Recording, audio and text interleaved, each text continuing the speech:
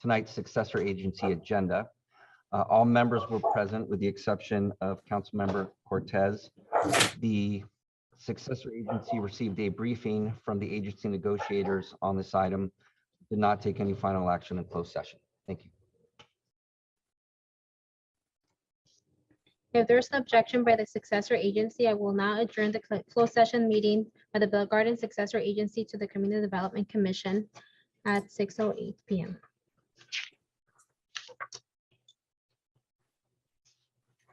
Good evening and welcome to the Monday, June 13, 2022, 6 p.m. regular meeting of the Bell Garden City Council. The meeting will now come to order.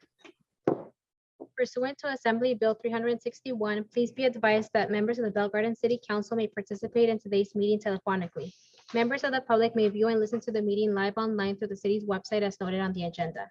If any city council member should have any conflict of interest, please virtually leave the room by turning off video and muting yourself. You may still continue listening to the meeting. Tonight's invocation will be given by Pastor Leal and the Pledge of Allegiance will be led by Mayor Pro Tem Chavez. Good evening, Madam Mayor, councilmen and women, and the rest of the staff of Bell Gardens. It's always a pleasure and a blessing for me to be with all of you. I'd like to, before we pray, just open with Psalms 127. And it says, unless the Lord builds the city, those that labor in vain. So let us pray. And as we pray, we bow our heads. We know that as we pray, we come into the presence of God. Father, I just want to thank you for our mayor, councilmen and women, all the staff, our chief, the police department, and all those that work for the city. Father, I put them in your hands. May through you can build, may you give them the wisdom that they need. Father, may you be with them in this evening, in this meeting. Father, we ask this in the precious name of Jesus. Can we say amen?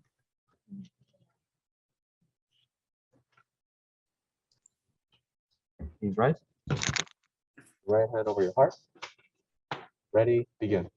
I pledge allegiance to the flag of the United States of America and to the republic for which it stands, one nation, under God, indivisible, with liberty and justice for all. Thank you.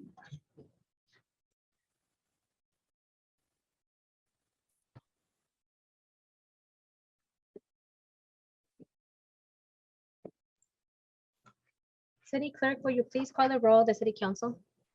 Yes, Mayor. Council members Barcena, Present. Cortez is Present. absent. No, Oh. I'm present. She's present. Thank you. Flores, Present. Mayor Pro Tem Chavez, Present. and Mayor Polito. Present. We will now move to the presentation. City Manager, will you please introduce today's presentations? Yes, thank you, Mayor Polito. Unfortunately, the first presentation was a small business assistance grant, but the recipient's not able to make it today due to a medical issue. We were just informed of that, so we'll bring this back again at the next council meeting if that pleases the mayor. And the second item is a somewhat recent proclamation. This is a proclamation in honor of Juneteenth. It recognizes in more detail emancipations of slaves within the United States. I'll turn it over to you, Mayor Polito, to read the proclamation. Thank you. Thank you. Juneteenth is the eldest known celebration commemorating freedom from slavery in the United States. On Juneteenth, we commit ourselves to the work of equity, equality, and justice, and commit together to eradicate systematic racism that still undermines our founding ideals and collective prosperity. Because of this, City of Bell Garden City Council hereby proclaim June 19th and annually thereafter as Juneteenth Day in the City of Bell Gardens, and urge all city citizens to reflect and celebrate this very important date in our nation's history and commit to making sure that we all treat each other as equals and love one another. We have a certificate here. Thank you. Do you have any comments from my colleagues?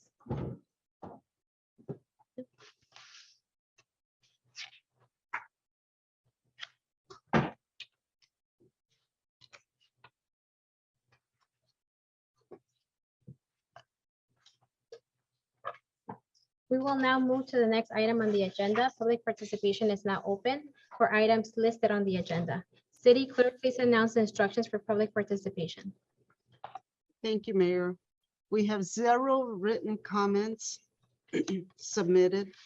The members of the public will now have the opportunity to speak on items listed on the agenda. Please state your name for the record before addressing your comments to the City Council. Each speaker and written comment is limited to 3 minutes. Written comments will be read out loud after all speakers have been heard.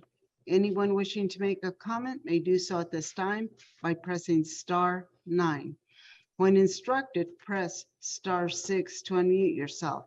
Individuals joining us through the Zoom app may request to make a comment by using the raise hand feature on Zoom. I'll begin with the first speaker.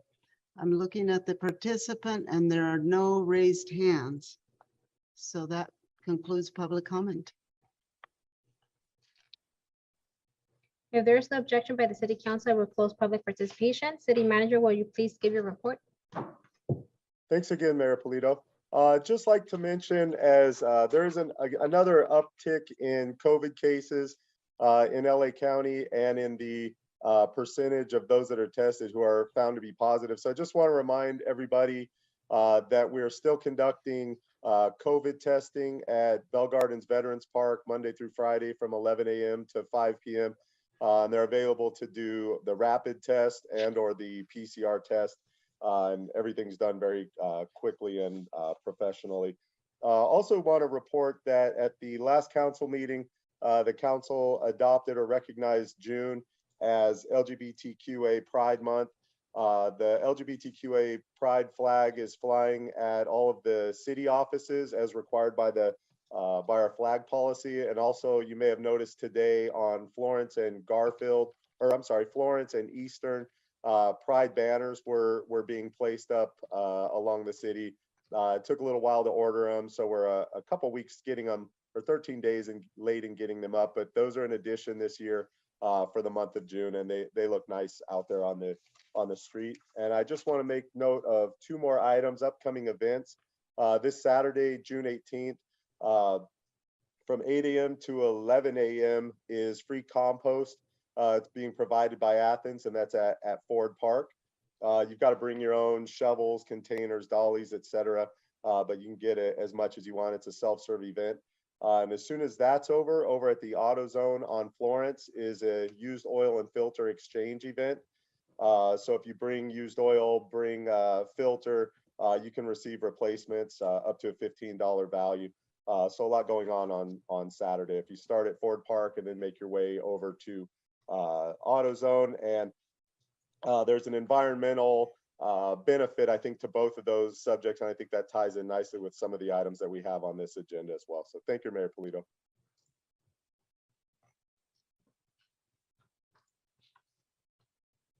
We will now move to the consent calendar. Does any member of the City Council wish to pull an item for separate discussion?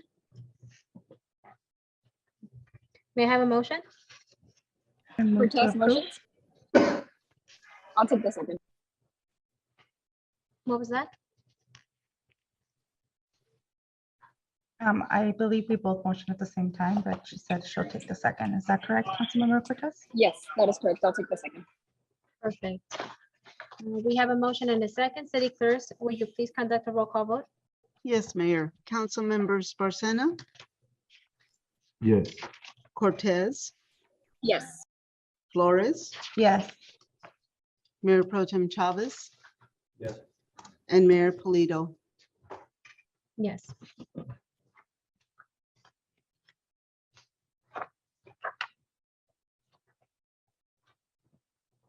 City Manager, will you please announce discussion item number 15? Yes, thanks again, Mayor Polito. This item serves as a study session for the proposed fiscal year 2022-23 budget. This fiscal year should start this July 1st.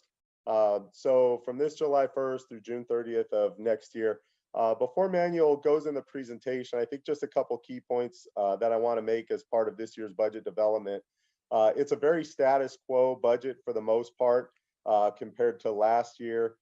This is our budget where we do not have any COVID monies, don't have any COVID monies coming in from the federal government, but we also have, for the first time in at least 2 years, more normalized annual revenues. So we don't have any projections for the bicycle casino tax revenue to take a big dip or to be shut down for any period of time.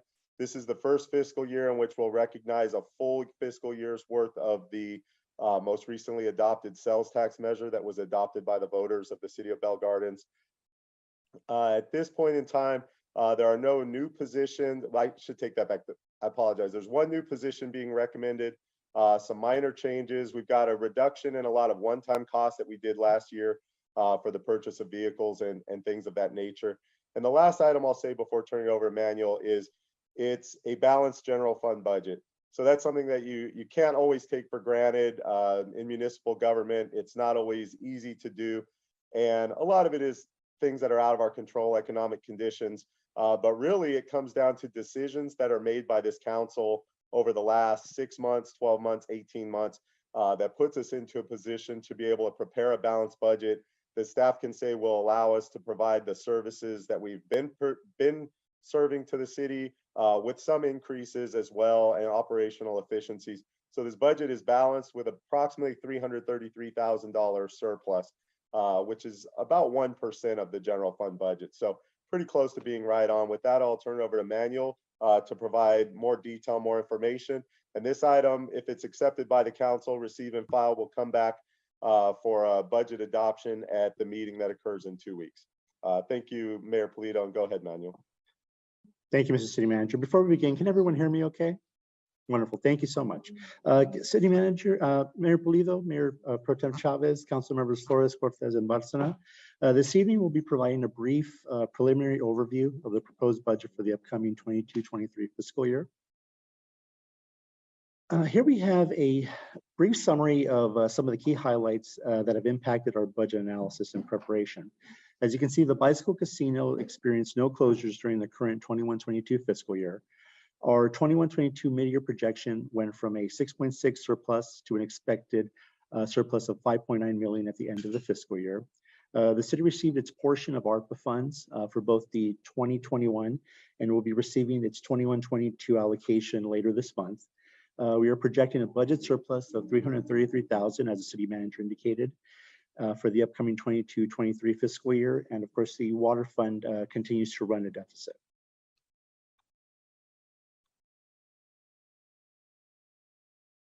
As previously indicated, the original adopted surplus was 7.2 million. The mid-year projection was an adjustment to 6.6 million, and the year-end projection is expected to come in at 5.9 million. Here we have an overview of the projected fund balance. As you can see, at June 30th, 2021, the fund balance was identified at 22.4 million, with the expected surplus at 6/30/22 of 5.9 million. The fund balance is expected to reach 28.3 million.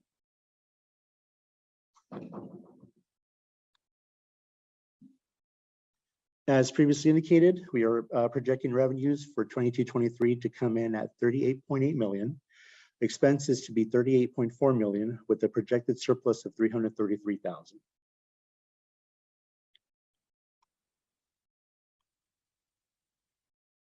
Here we have a breakdown of the projected revenue sources for fiscal year 22-23. As you can see, we're expecting increases in the major categories.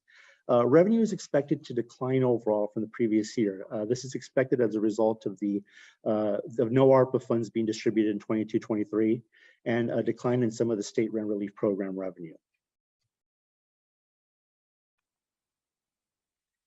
Here we have a percentage breakdown of the revenue categories. As you can see, the top 6 revenue sources make up approximately 87% of the city's total revenue. Here we have a graph that demonstrates some of the historical ranges in the casino revenue in recent history.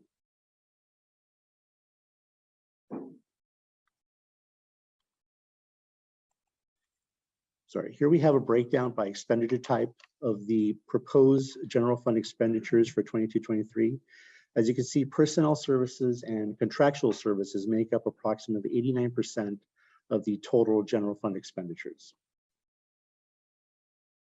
Manuel, if maybe we can go back to that slide Certainly. just briefly. Just to kind of go off of the point that Manuel made, and I know in the next slide he goes into a little more detail. It's not uncommon for government agency personnel services are usually very high in this nature. You have to have people to get the work done. But just briefly, as you see a pretty large increase on the personnel side, just a reminder to the council, we had pay increases approved, 2 4% pay increases that are both incorporated into this budget for the bargaining units, as well as a similar pay increase for the part-time employees as well, in addition to retirement costs and things of that nature. So that's a number that wasn't something that just came out of the blue or wasn't expected.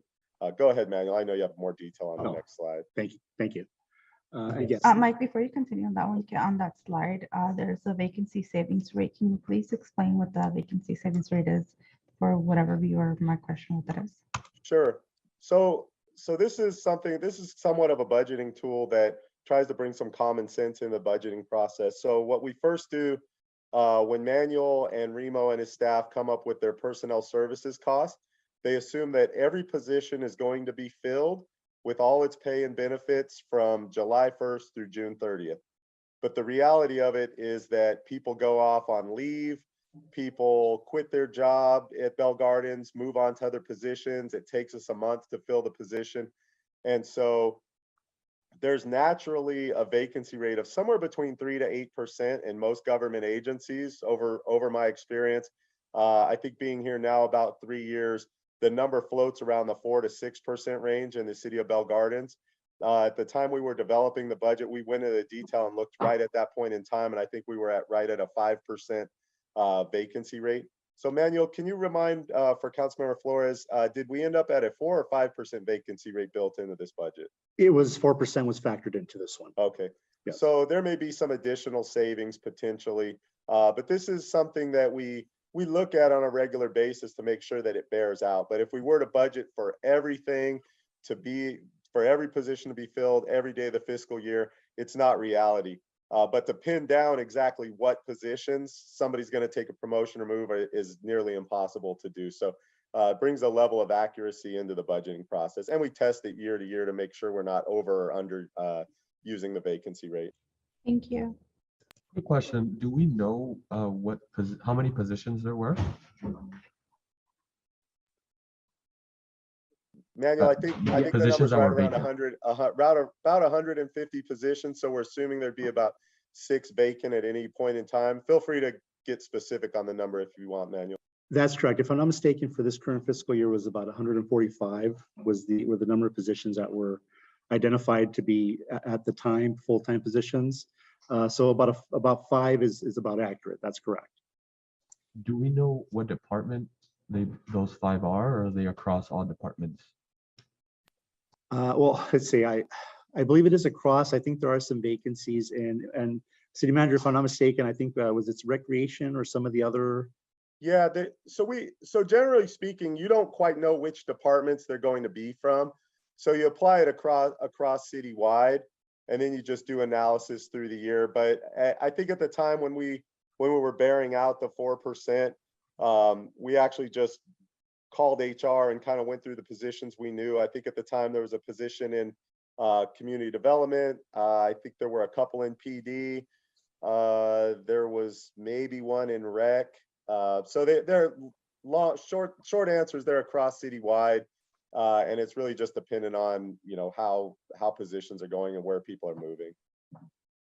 Okay, thank you so much. I appreciate it. Thank you. Okay, so we'll move on to the next slide.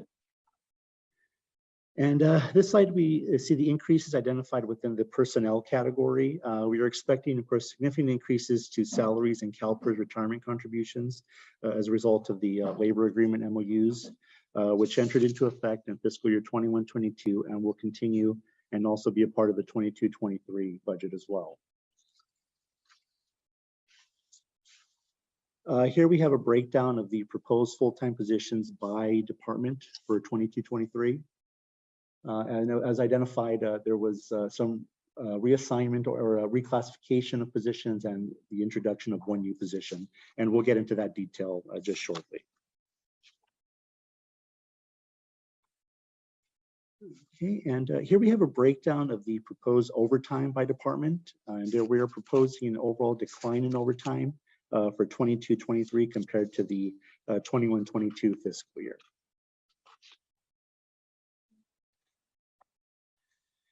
And in fiscal year 22-23, we're proposing the reclassification of 2 positions as well as the creation of 1 new one. Within the city clerk department, the following reclassifications are proposed. A secretary position is being moved to a deputy clerk position. An account clerk 1 position to a secretary position. City clerk typist to a passport clerk, and the creation of an office clerk. And also within the public works department, the reclassification of an administrative specialist to a management analyst position. And of course, these are to reflect and provide an accurate description of the scope and the responsibilities of these roles. And the overall impact of both salary and benefits would be approximately $80,000 for these reclassifications and for the new position. And Manuel, before you move off of this, I would Yes. just like to say, you know, every budget cycle, there are many requests from departments as to improvements that could be made regarding number of positions, the requirements of the positions, and the pay that's associated with it. And every year, you really have to look at what are the needs of the city at that point in time, what are the resources available, and balance where will you get your biggest bang for your buck, if you will. And so if you notice, it looks like there's a lot of changes happening here. But other than 1 new position, they're somewhat minor in scope. But you'll see the ones in the city clerk's office. I just want to point out the city clerk's office has become significantly more public facing than it was, let's say, 2 or 3 years ago. If you come into the city hall lobby at any point in time now, you'll see anywhere from 4 to 12 people waiting for passport services. That's really been the key to moving the clerk typist to the passport clerk, and also solidifying this office clerk position. We currently have a temp. That temp's really good. We run out of time that's allowed for that temp to work, and it does cause problems from a customer service perspective. So we really think that there's a benefit here to the residents from the passport perspective, from the front desk perspective, and the phone tree perspective, as well as just the public records request perspective, and all of the new requirements that exist due to COVID-19, and just through more transparency regarding, as I mentioned, public records requests, agenda postings, filings for elections, and things of that nature. So we think we're really taking the city clerk's department that hasn't really had a lot of attention or upgrades to it, and trying to get it more modernized and more at a level that makes the most sense. In addition, on the public works side, there's significant increase in public works projects. Every time you hear from us and we say, just for instance, this consent agenda, there was about $500,000 for new park equipment at Asmus Park and Gallant Park. There was an item that was before the council a couple of weeks ago for new playground equipment over at the Neighborhood Youth Center. We got a $1 million grant for work to do over at Marlowe Park. We've got a $4 million grant for Prop 68. I know it's ad nauseum here, but the Public Works Department, with just their projects alone, is seeing a tremendous increase. That's in addition to just, I think, the expectation increase that we have with the department, especially with the new director, Grisel Chavez, in just the maintenance and operational work, in addition to just the major projects. I think getting those banners up today is an example of how quick they're moving on things that we haven't done before. And so we looked at a lot of things in public works, and just from a cost perspective and with the resources available, feel very strongly about the change on the administrative specialist position in the public works department. So there's a lot of thought that goes into this, and if you were to see this list from all the departments, it would look a lot bigger than this. That's all I needed to. Thank you, Mr. City Manager. Next slide. Here we have an overview of the contractual services area of the general fund expenditures. This category is expected to be 9.4 million, or about 24.4% of the overall expenditure budget. Now, the major increase in this category is the city's risk management general liability insurance cost, which went up approximately 500,000 from the previous year. Here we have an overview of department supplies, which are expected to only go up by about 3,000 in 22-23. Here we have an overview of the capital outlays. Now, although we see an increase in purchases such as software, equipment, and infrastructure investments, this category is expected to see an overall decrease of about 70,000 for the 22-23 fiscal year.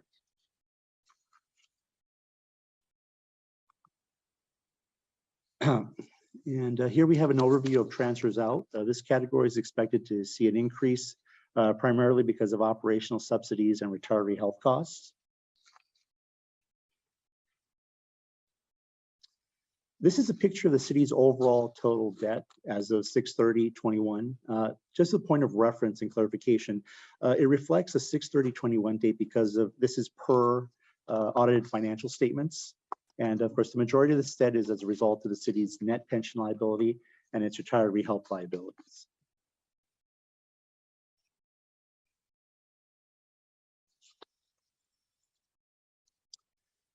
Now here we have a pie chart that provides a percentage allocation breakdown of the general fund expenditures by department.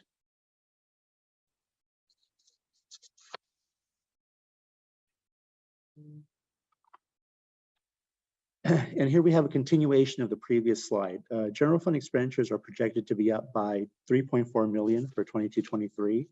As indicated, this is primarily driven by personnel cost increases as a result of the new labor MOUs and the subsequent associated costs such as CalPERS and healthcare expenses as well.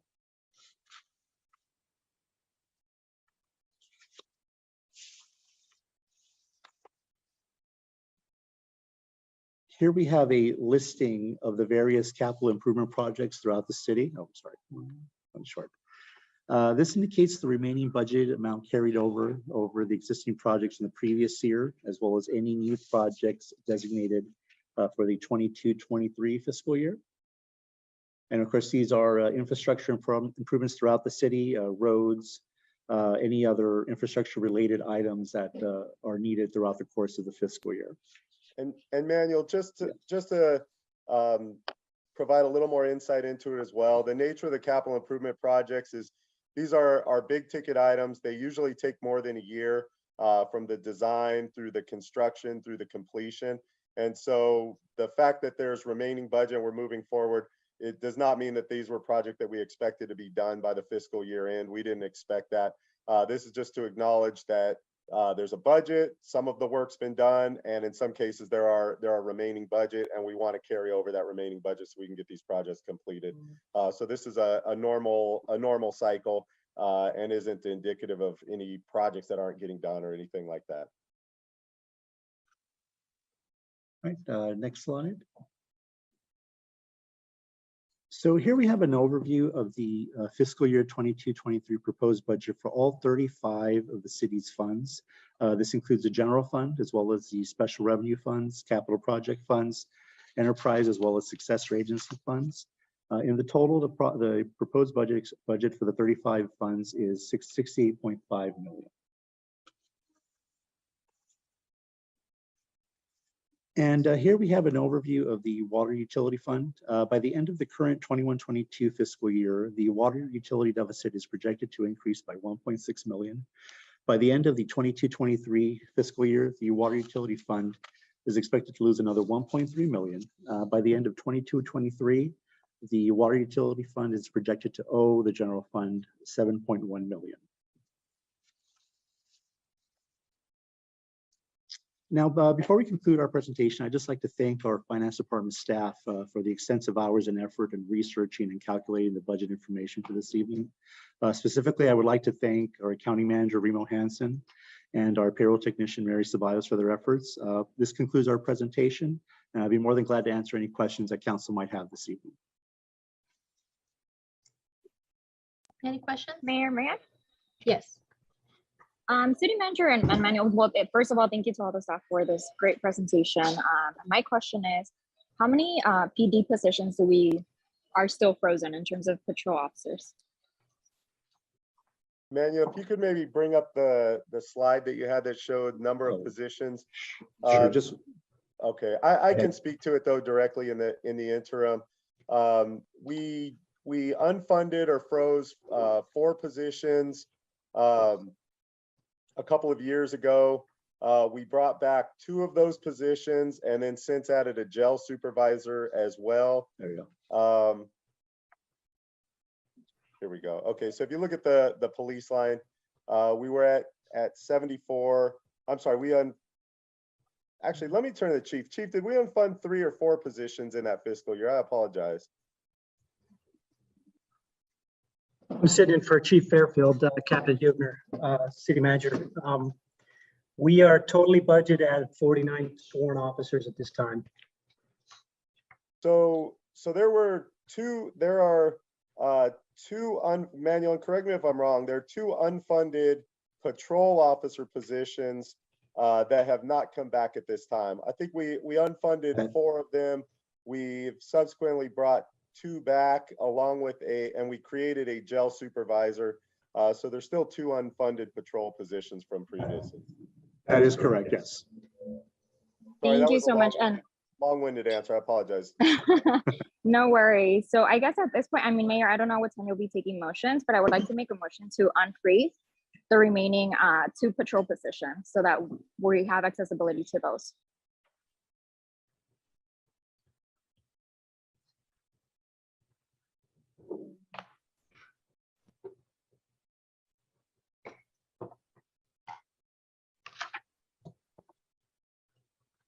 You hear I'm me? sorry. Yeah, I can hear. Was that a motion? She said a motion, right? Yeah. Yes, Okay. I would like to move To approve how many? 2. the remaining 2 positions. I would like to unfreeze them so that PD has access to try to recruit and hire.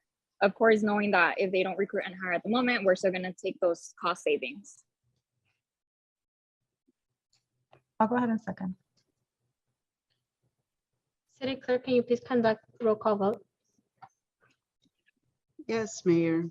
Councilmember Sparcena, Before I vote, I just have a question for the city manager.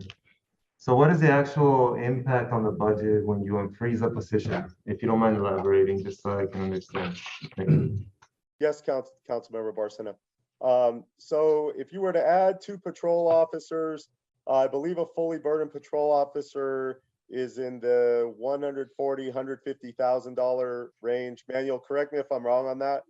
We actually calculated it about 129 for an entry-level position.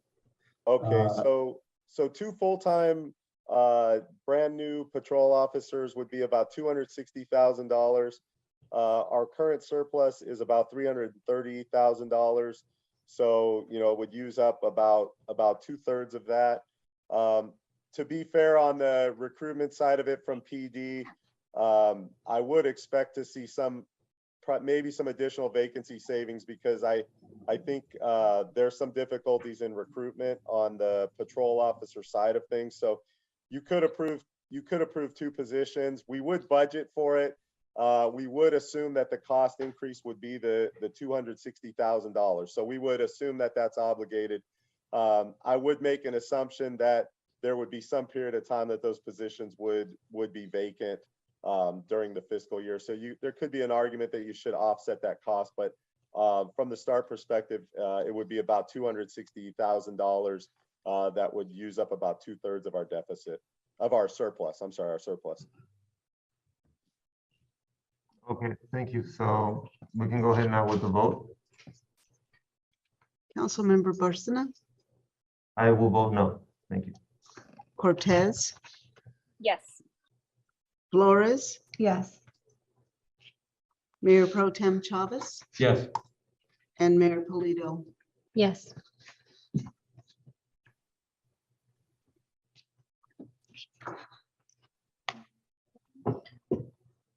What was that?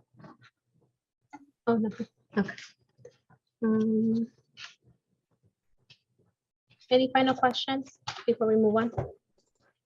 I had a question, city manager, will this item be brought back to us again in the next 2 meetings? I mean, the next meeting? Yes, Mayor Pro Tem. So this item was intended to really give you some detail in the budget, even though it is pretty status quo budget. So it's a lot of what you saw last year, plus things that the council has approved during the fiscal year.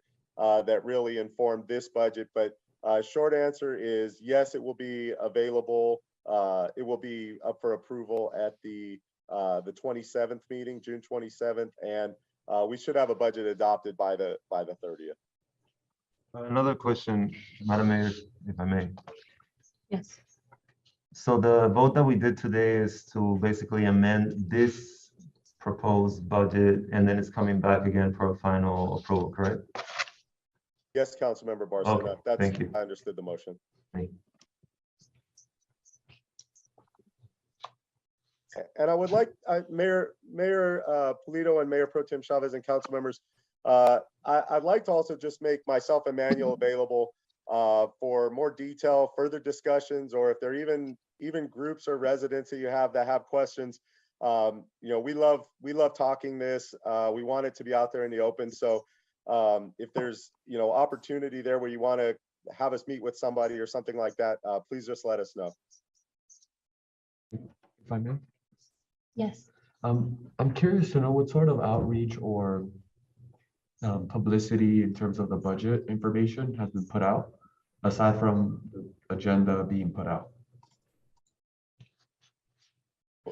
For the most part, Mayor Pro Tem Chavez, it is part of the agenda packet.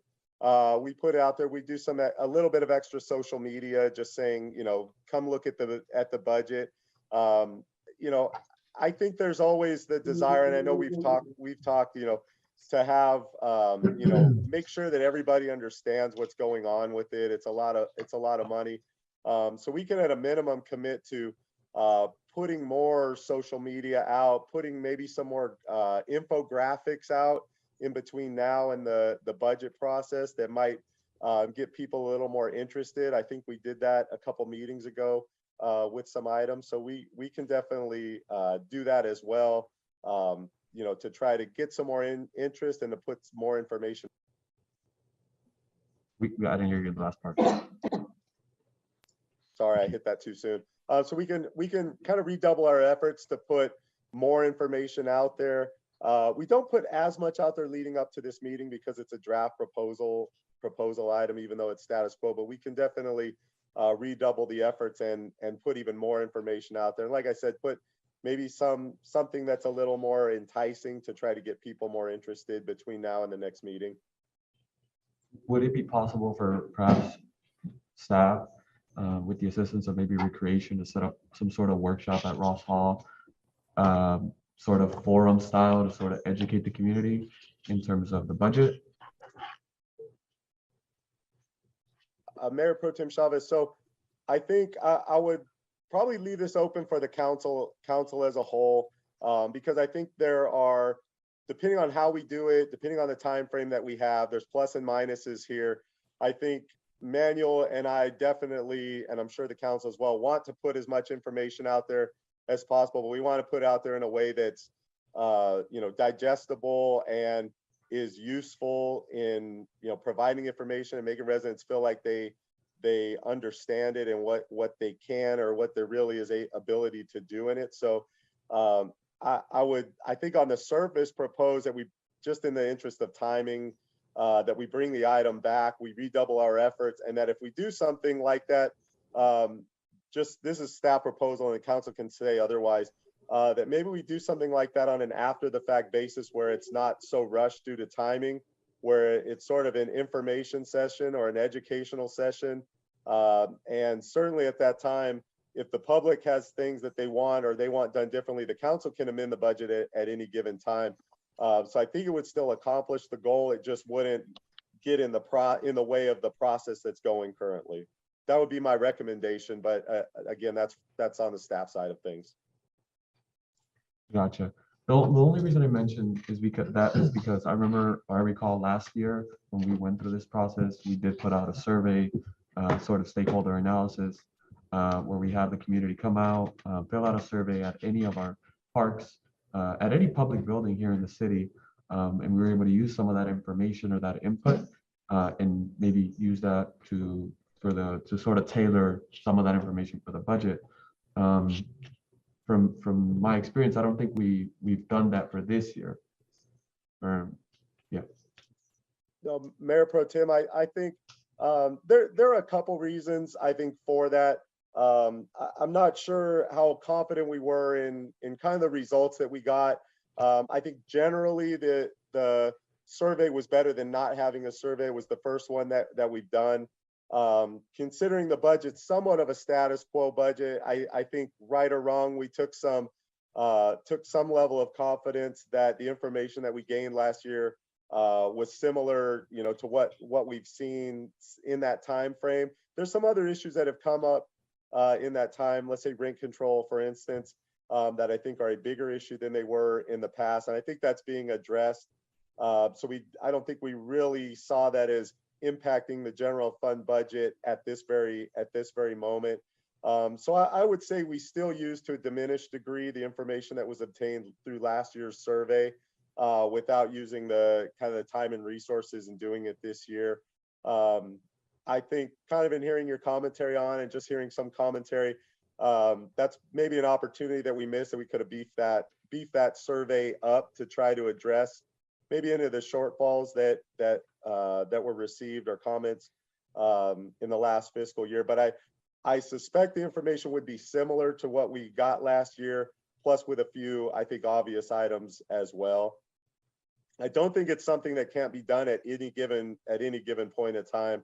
I really do believe the budget, it's a document that it's amended at almost every council meeting after the time it's adopted. There are probably 20 to 30 amendments. So I'm not trying to say there's not an ideal time to do it, but there's also not a bad time to do it either. So it's not something that can't be done if there is interest or if the council sees value in us doing that. Okay, sounds good. I'd be interested in potentially seeing something like this, perhaps like a forum or some sort of maybe survey 2.0. And I understand that there is no rush in terms of the budget. We could always just go back and change it if we so do desire. But I think it's always valuable to have the community's input, public input, especially on when it comes to funds. Now, I'd be comfortable perhaps making a motion with no exact date as to when this forum or participatory sort of example that I'm trying to visualize, but I kind of want to hear maybe some of my colleagues' take on it, and perhaps if they might be interested in doing something like that, or go for it, legal. Yeah, if I may, Mayor Pro Tem. There doesn't necessarily need to be a motion. I think the appropriate method would be just to give direction to staff in terms of when you would like to see this happen. And if there's no objection by your colleagues, then staff has direction. Okay. Thank you for that. I appreciate that. Well, seeing as I can sort of do this, I'd be interested in perhaps seeing a forum or some sort of community stakeholder analysis 2.0 survey. Hopefully that's okay with my colleagues and there's no objection, but if there is objection, by all means, I want to hear some of your takes and potentially some cons, but I think by all means, if in judging from what Mike had mentioned, our city manager, it seems like obviously there's a time commitment, but if time isn't a constraint, yeah, I'd be interested in hearing some of my colleagues' takes if they desire.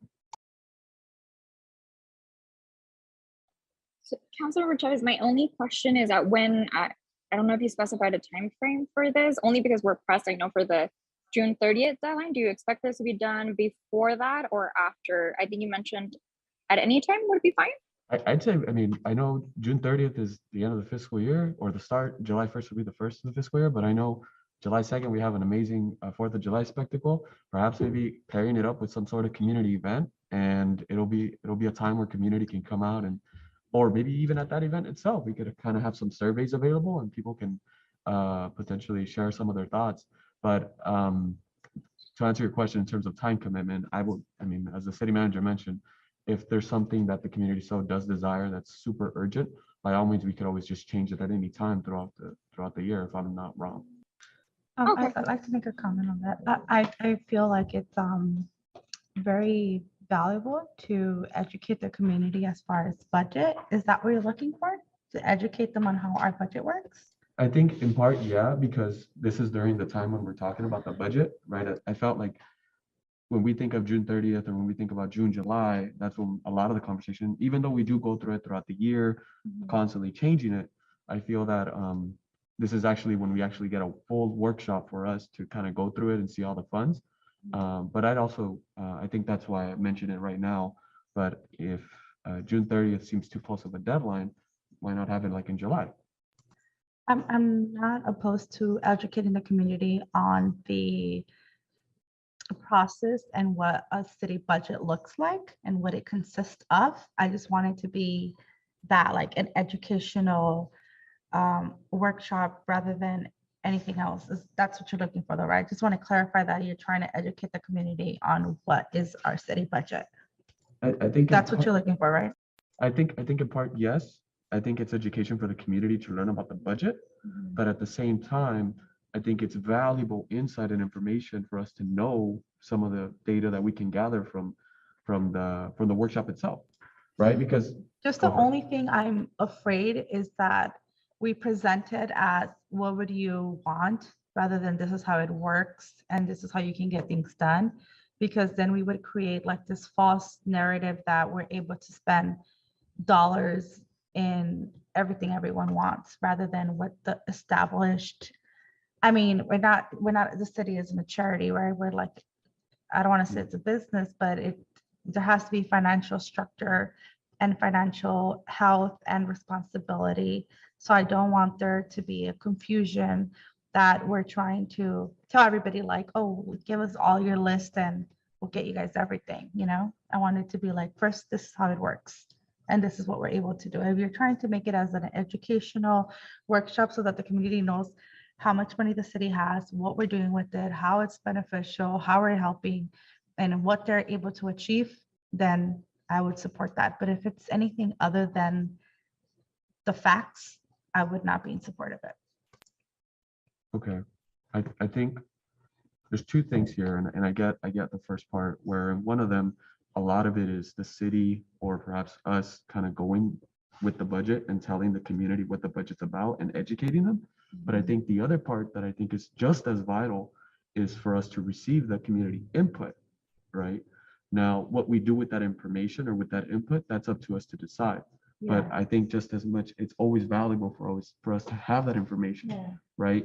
A perfect example is throughout the time of the year, we constantly hear about different issues. Right now, it just so happens that we're hearing about 4th of July because, I mean, the fireworks because 4th of July is around the corner, right? But if it's like September or February, the issue of fireworks isn't constantly in conversation per se.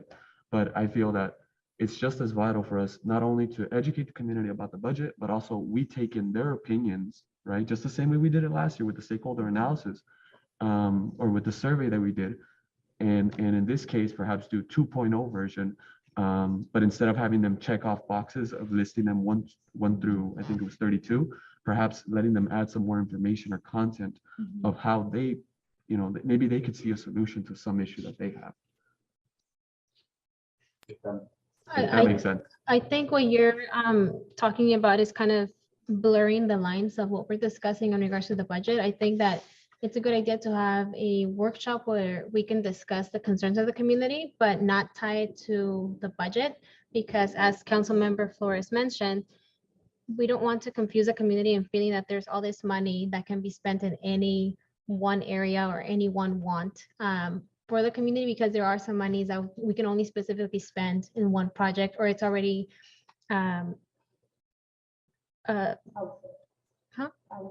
allocated to a project. Like we have a list that we haven't completed from previous years.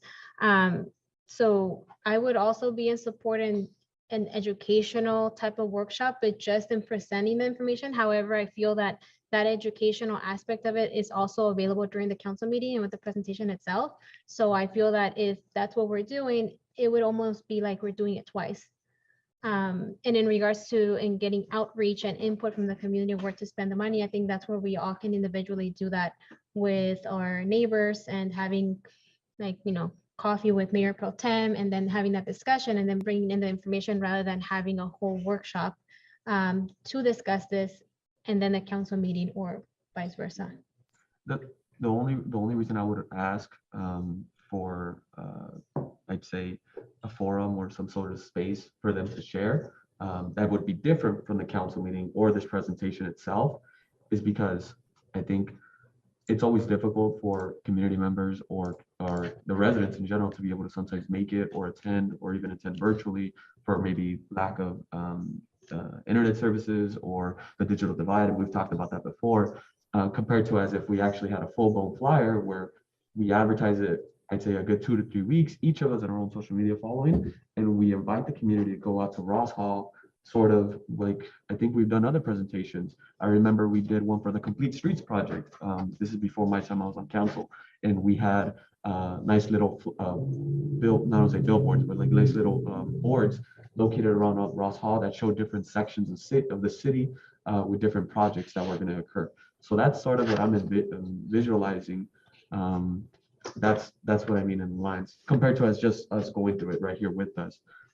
I don't know if there's a direct motion that needs to be made. I think we talked about it earlier, but yeah, go for it. If I may, Mayor, it sounds like there is consensus among the city council to hold some sort of workshop that will explain the budget process and what's being proposed. So Mike, I don't know if you have some dates, and Manuel, if you have some dates in mind that you would be able to do a workshop for the community, because a lot's going to depend on what your timing is, Well, what your availability is. I think what I'm the kind of consensus that I'm hearing among all the council commentary, how about as part of our budget presentation, we'll add a few slides, additional slides that talk about a strategy basically to accomplish everything that's being discussed here. So I think just in everything I'm hearing, if Manuel and I and some of our staff members, Hylas, sit down and look at some sort of multifaceted strategy that would include, presumably we'll do something after this budget's adopted, so we have fresh data to go off of that's freshly adopted. We'll do some form of survey process to get information from residents that might not attend a workshop ever. And two, also look at as part of a workshop as well to get people involved directly. So I think it seems like that would satisfy what everybody's would be asking for. Obviously, this survey and this additional outreach, I think, would occur, after the budget's adopted. It's 2 weeks from now, but there's some advantage to having fresh information there and not kind of that rush feeling that the budget's coming. It'll be a little more easy. The budget just got adopted, but it can always be revised. There's always another budget coming. So I would. Yeah, Mike, and just to piggyback off what the mayor said, the other opportunity for the public to provide input would be when the item appears on the next agenda. So at that time, the public would, has the ability to call in, submit comments, so the city council will know how the community feels about what's being proposed. Yeah, and we'll redouble our efforts in putting information out there on social media and that. And again, try to come up with some infographics that might be more enticing for that process as well. Thank you. Thank you so much, everyone. Appreciate it. City Manager, will you please announce discussion item number 16? Thank you again, Mayor Polito. This next item is an amendment with our residential. Mike, if I may, real quick. So I just want to make sure that we have clear direction on what the city council wants to do. So we're going to hold a workshop after the budget is approved by the city council, correct? And you'll come back to the city council with a date and a time. Yes, we'll include that in the budget presentation and budget adoption for the next council meeting. Great. So you have your direction. I just wanted to make sure. Thank you. Thank you. Mayor Polito, back to item number 16. So this is an amendment with our residential waste hauler, Athens. So the council, and I'm going to steal some of Grisel's thunder here. The council may recall that the state passed Senate Bill 1383 regarding diversion of certain types of waste. I see it just in layman's term as an environmental law. That's the goal of it. I'm sure people can argue that one way, shape, or form, but there's some environmental benefit that's trying to be derived from this Senate bill. So we worked on agreements that we have with our commercial waste haulers, of which Athens is one of those as well. And in the meantime, we filed a document with the appropriate agency saying that we were working on getting into compliance with SB 1383 with our waste hauler Athens. So we bought ourselves some time. Now has come the time to actually make the amendment to the agreement. And also, I just briefly say with these additional services, it's like with anything, there's a state mandate. We're required to follow it. There are financial penalties to not following it.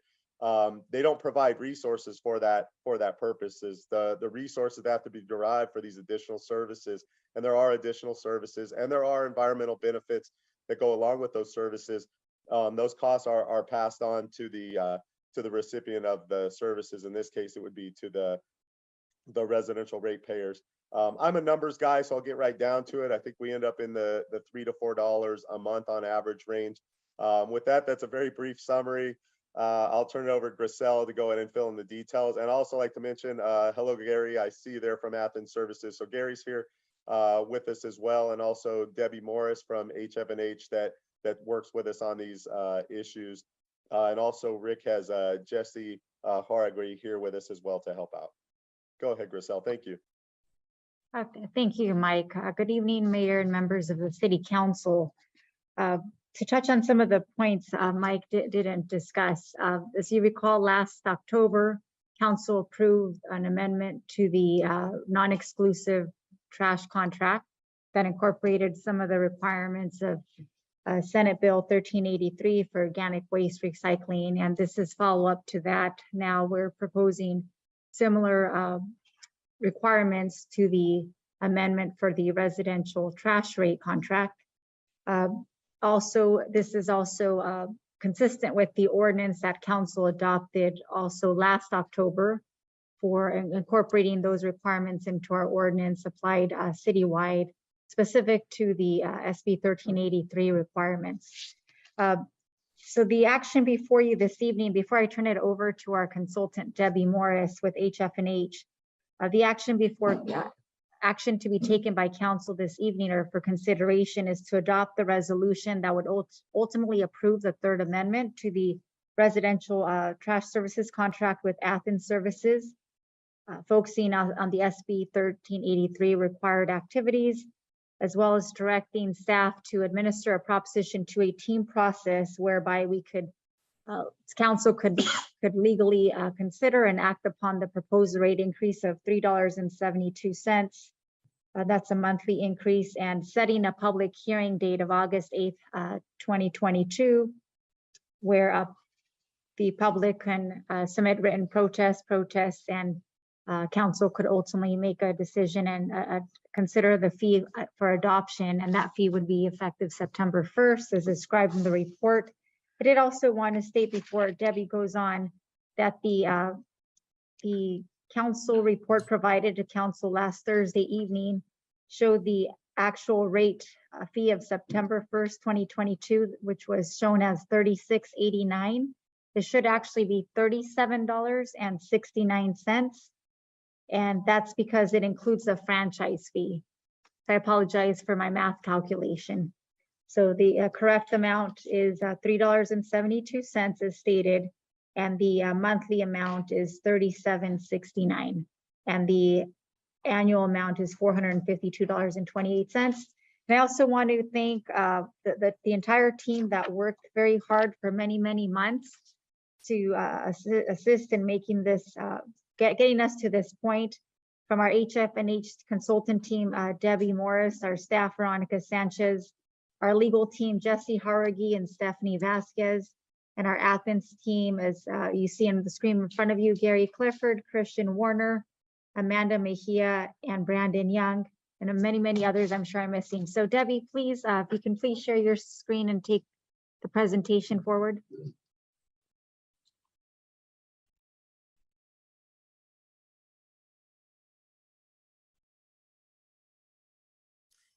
Good evening, Honorable Mayor and City Council. As Griselle stated, this evening we're bringing forth for your consideration the approval of the third amendment to the agreement with Athens Services to provide residential services within the city associated with SB 1383 and direction for city staff to administer a Prop 218 majority protest process. For background, the city entered into the exclusive residential agreement with Athens in 2018, or 2008 is subsequently been amended twice during that period. And now we're looking at a third amendment to that contract.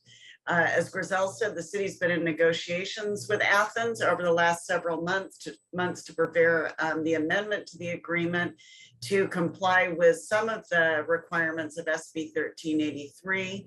And the amended terms of the agreement will necessitate a rate adjustment, and increasing the rates must comply with Prop 218, which requires certain procedures to be followed with regard to property-related fee increases imposed by government agencies. So the background of SB 1383, just really quickly, I know I've presented this to the council on several occasions, but I think there are some new council members. SB 1383 in a nutshell requires that all generators of organic waste, and organic waste is classified as green waste and food waste, also paper and other fibers, must have an organics waste recycling program, and jurisdictions must offer that program in order to enable the generators to sign up. Within the amendment that has been negotiated with Athens, it does include residential and city facilities food waste recycling programs, facility processing standards, contamination monitoring, and procurement of recovered organic waste products. SB 1383 requires that each jurisdiction procure 0.08 tons per capita of material made from organic waste products. This includes compost, mulch, bioenergy, renewable natural gas, among some other items that can be procured. So a little bit of a rundown on Prop 218. The city thought that out of an abundance of caution, they should have a Prop 218 noticing for this adjustment, since it's not the normal administratively approved CPI increase. Prop 218 is found under California Constitution, Article 8D, Section 6, and it requires jurisdictions to mail a notice of public hearing compliant with the Prop 218 requirements for rates modified or additional services to residential account holders. So the public hearing notice must go to all parcel owners, and then it must go out 45 days prior to the public hearing. And the record owners or of the property or tenants who pay the solid waste services can submit a written protest to the proposed rate changes. Only one protest per parcel is permitted. If the city receives 50% plus one protest, that would create a majority protest under Prop 218, and the council could not approve the rate increase in that case. Council will consider any received protests during the public hearing and approve or deny the rate increase based on those the protests received. The proposed rate adjustment, per the current agreement, the city administratively approved the CPI adjustment to the rates of 6.96% to be effective July 1, 2022, which increased the monthly residential solid waste rate to $33.17.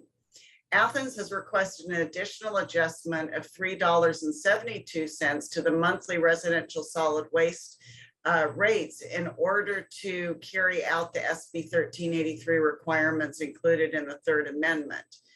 This increase requires the city to perform a Prop 218 process. I do want to note that $3.72 does not include the city's franchise fee. So the increase that you're going to see in residential rates is actually $4.52. That incorporates the city's franchise fee. If the city does not, if the city does not receive a majority protest during the scheduled public hearing, the additional rate increase, so that $4.52 will be effective September 1, 2022. And this is a recap of the residential solid waste rates. So between July 1, 2022 and August 30th, 2022, the monthly residential rates will be $33.17. Or if we annualize that, it would be $398.04. Effective September 1, 2022, the residential rates will go up to $37.69 or annualized at $452.28. And again, that $37.69 incorporates the additional SB 1383 requirements that are addressed in the Third Amendment to the Athens Agreement.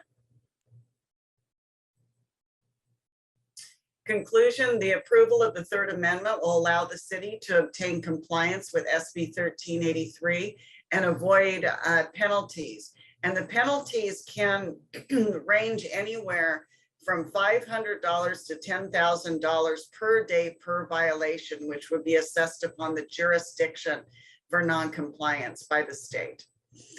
And holding a public hearing will ensure compliance with the majority protest requirements of Prop 218.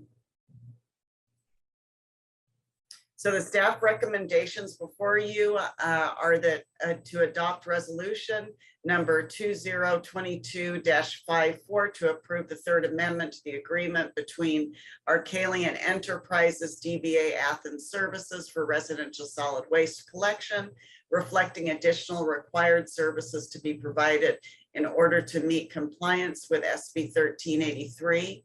And to direct staff to administer a Prop 218 protest process by notifying parcel owners of the proposed rate adjustment, the 45-day notice issuance, and to set a public hearing on August 8th, 2022 for the City Council to consider adopting a resolution adjusting the solid waste rates to reflect the SB 1383 rate adjustment effective September 1, 2022. And that concludes my presentation. Does any member of the City Council wish to ask a question or make a comment? May I have a motion? A motion. May I have a second? Second, Cortez. And if I may, just for clarification purposes, the motion is to approve staff's recommendation as set forth on slide number 8, correct? That is correct. Correct. Okay, thank you. We have a motion and a second. City Clerk, will you please conduct roll call vote? Yes, Mayor. Councilmember Sparcena, Yes. Cortez, Yes. Flores, Yes. Mayor Pro Tem Chavez, Yes. and Mayor Polito. Yes. Thank you. Thank you. City Manager, will you please announce discussion item number 17? Yes, thanks again, Mayor Polito. The next item is regarding the upcoming election in November. There will be 3 council seats that will be up for election, and there also will be a term limit item as well that will be put to the voters of the city of Bell Gardens. So there's some administrative processes that have to occur prior to the election. So with that, I will turn it over to our city clerk, Jane Halstead, and this pretty cool looking presentation here. Thank you, City Manager. Good evening, Mayor Polito, Mayor Pro Tem Chavez, and council members. The item before you tonight is November 8th, 2022 general municipal election resolutions calling for election, requesting consolidation services with LA County, and adopting regulations for candidates statement. Next slide. Next slide. On the ballot for the city of Bell Gardens, like the city manager stated, 3 council seats are open and they'll be at large. 1 ballot measure, which is to do with the city council term limits, 12 years, or 3 4-year terms. Next slide. Previous. The slide before, yeah, this one. Okay, last year about this time, on June 14th, 2021, City Council approved placing an ordinance limits elected officials from serving more than a total of 12 years or 3 4-year terms before the voters of Bell Gardens. On August 12, 2022 is the last day to place a measure on the ballot. If term limits are established, they would only apply to those terms of office which commence on or after November 8th, 2022. And just to let you know, all the paperwork has been submitted to LA County, so that's all in the works. The ballot question for the approval of the measure shall be as follows. Shall the ordinance adopting term limits for the City of Bell Gardens council members be adopted? And those term limits provide that no person shall serve more than 12 years or 3 4-year terms with a lifetime ban as a member of the Bell Gardens City Council with any portion of a term whereby election or appointment counting as a full term. Next slide. Any person either by appointment or election serves a partial term of office as a member of the City Council for any portion of a term shall be deemed for the purpose of this section to have served a full 4-year term. Next slide. So this is just to repeat the 3. The option 1 is the one that City Council approved, 3 4-year terms with a lifetime ban, maximum of 12 years, and it is the most restrictive. This option means that elected officials will term out for life after they run 3 times successfully. Any point in their life can successfully be elected 1 term, then wait a couple of years, then run again. Next slide. For example, I did this slide to kind of show very simple terms. Mr. John Smith is elected to City Council in 2022 for 4 years. Then he decides not to run in 2026. Then he decides to run in 2030. He has 4 more years. And then John Smith runs for council, is defeated in 2034. That's okay. He can come back and run successfully if he will. 2038, so he's got his 12 years. John has reached his lifetime maximum. Next slide. The city clerk's office will assume responsibility for the nomination period July 18th through August 12th, 2022. August 12th happens to be on a Friday, which we do not work on Fridays, so we're going to take it to Monday. So I talked to the registrar recently, and this is what most LA County cities that are on 410 schedule, they take it to Monday. We could leave it on Thursday, but sometimes that can lead it might be bring up a lot of controversy. So qualifications of candidates is another thing that we at the clerk's office must do. We publication of legal notices we're responsible for, review and approve the candidate statement, and the public were responsible for the public examination period, August 13th through the 22nd, 2022. And what this means, this period is, it can be challenged. Say, for instance, somebody writes a candidate statement slamming their opponent. That can, they can bring a writ of mandate and stop that. And they can also, if they have a ballot designation that it doesn't comply with the law, they can always challenge it. Next slide. LA County will assume responsibilities. Of course, they have many more than these, but these are just a few of them. They create voter information guide, canvass of the returns, print and supply ballots for the election, and conduct voter registration verification. So the recommendation here is there's 3 resolutions. One is to call the November 8th, 2022 general municipal election, and then request consolidation with LA County Board of Supervisors. And lastly, adopt regulations for the candidate statement to be included in the sample ballot. Next slide. So after the election, this is just a tentative schedule. It's certified by the registrar's office by December 5th. And then it goes before the Board of Supervisors on December 6th. And then we take it to council to certify the election results. And then sometime in January, hopefully at the beginning of January, we hold a ceremony if that is the council's desire. Next slide. Questions? I'm available if you have any questions. Any questions? Okay. I do have a question.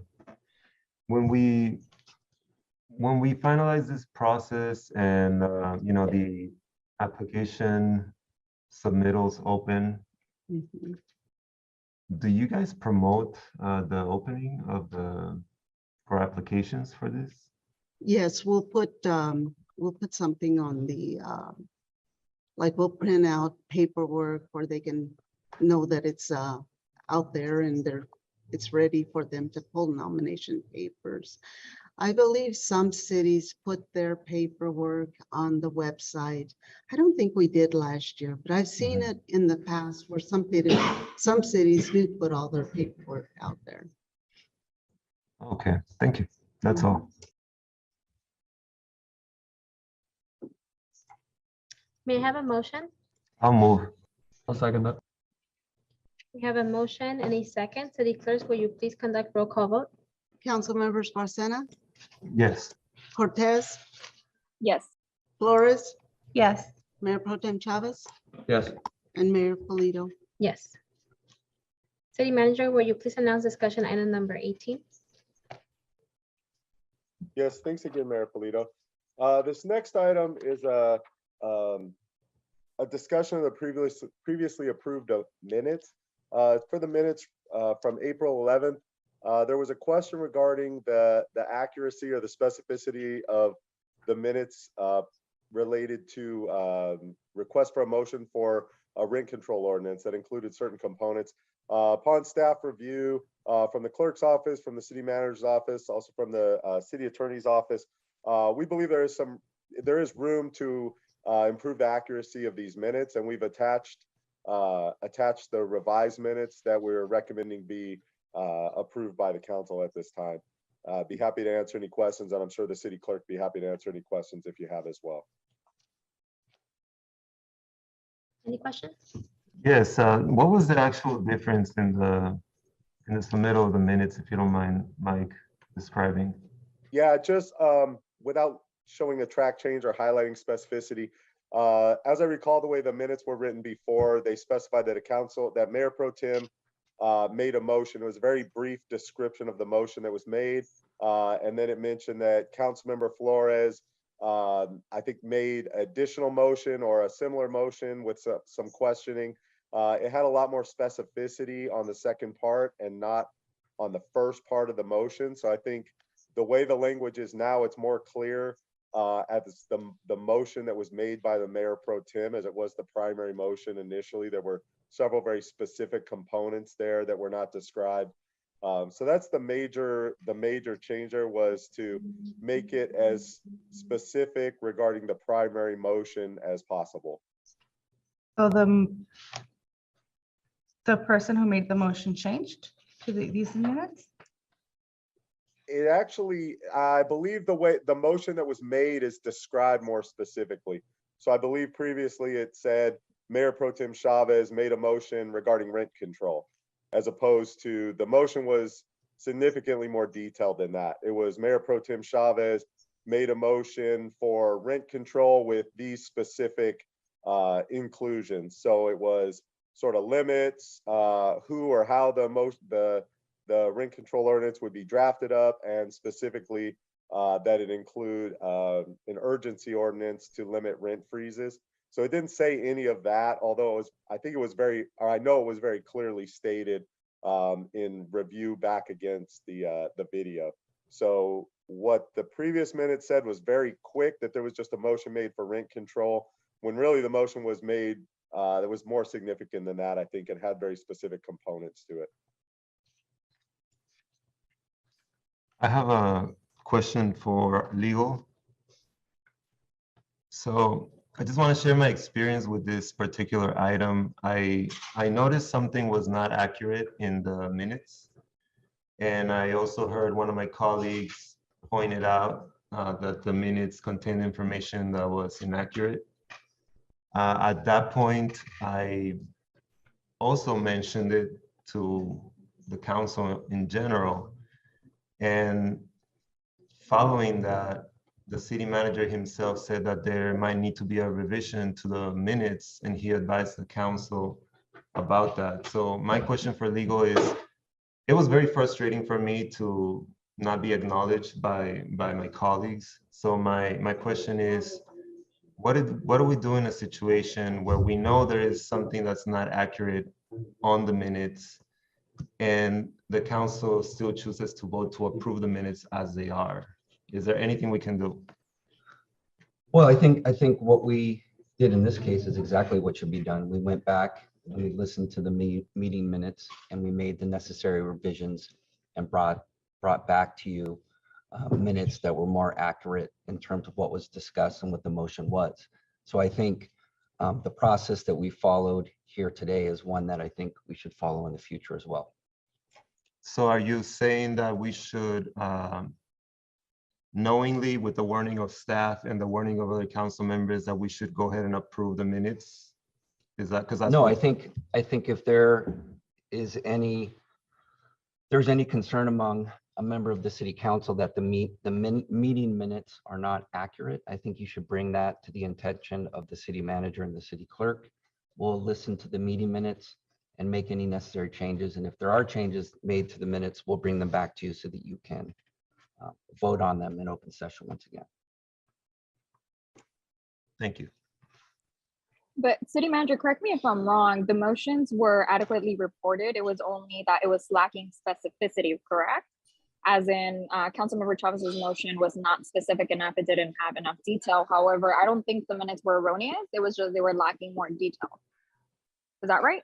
I would describe it that way. I think if they would have passed the way they were passed, I mean, by that point, there already was an urgency ordinance adopted, and there's another ordinance in place. But I would characterize that they were just very limited in their description of the motion that was made, and then more descriptive later on. So it didn't seem equivalent. So I think short answer would be I would agree to that, Councilmember Cortez. That seems accurate. Yeah, so in essence, the motions were appropriately recorded, and when we approved these minutes, at least on behalf of myself, I approved minutes that were correct. They were just not they were lacking detail. And I believe the ones that brought this item forward were Councilmember Chavez and Councilmember Barcena. So they're the ones that wanted more specificity, which is completely fine, but let's not label these minutes as them being wrong, because they weren't wrong and we didn't approve something that was unfactual. Okay, one question for legal. Were the minutes correct or were they not correct? I just want to clarify that. I don't know. Mike, you might know this better than I do. I haven't really looked at this issue.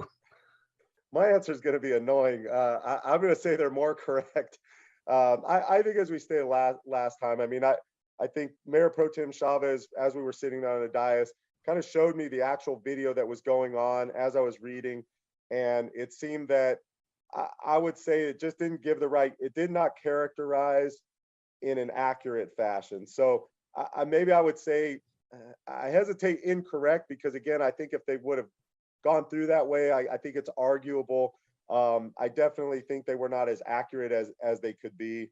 I don't mean to be splitting hairs. And if I can just add, I think, Sure. I think with respect to motions and seconds and what is being voted on, I think it's a better practice to make sure that were very specific about the motion and the vote. So I would err on the side of being a little bit more specific when it comes to motions that are made. I also want to add that when it comes to the meeting minutes, with the exception of motions and votes, many times city clerks kind of paraphrase what is being said during the course of the meeting. But with that being said, I think we can do better in terms of making the actual motions as clear as possible so that everybody understands exactly what's being voted on. And I just want to add that we do have discussion about any one item here, and we do acknowledge what each one of us says, but with all due respect, we don't need to agree, right? So we can listen to staff's recommendation, we can consult with legal, we have our own judgment, but at the end of the day, we don't have to agree with each other, even if it seems like we're, perception is huge, right?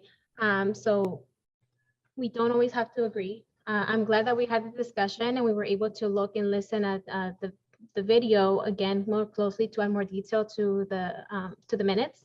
But as for me, we don't always have to agree. Does not mean that we're not acknowledging or not listening. It just means that we didn't come into an agreement. If I may? Yeah. I think, I mean, where do I go about this? So I think the issue that there was with the last minutes was the fact that they weren't specific enough.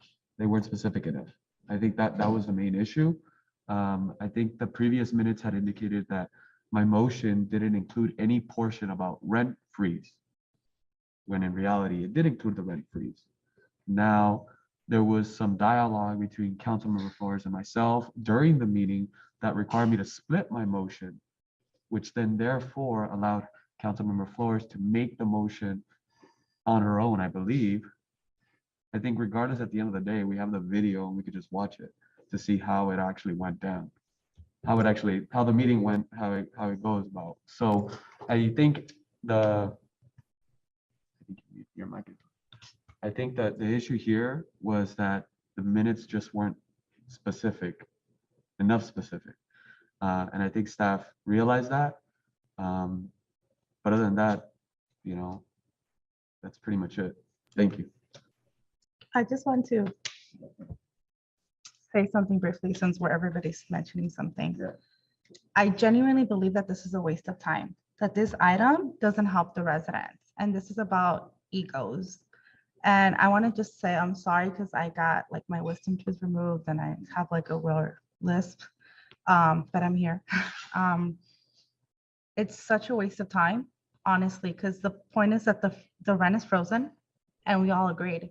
So I don't care if Marco motioned and you second, or Maria second and you motioned it. I mean, it's an effect, right? And this is such a waste of staff time and our time when we can be doing something more efficient. So I don't know who really has, or why this even was brought up the way that it was, but I find it so unhelpful to the residents. So I think that moving forward, we need to make sure that we're adding things with substance that is going to help somebody. And this doesn't help anyone. It actually makes me a little upset that that this is being done. And I just want to make sure that, like Councilmember Cortez mentioned, that the minutes are correct. They're right. It is what it is that. Now, if everybody, I don't think staff caught anything wrong. I think staff was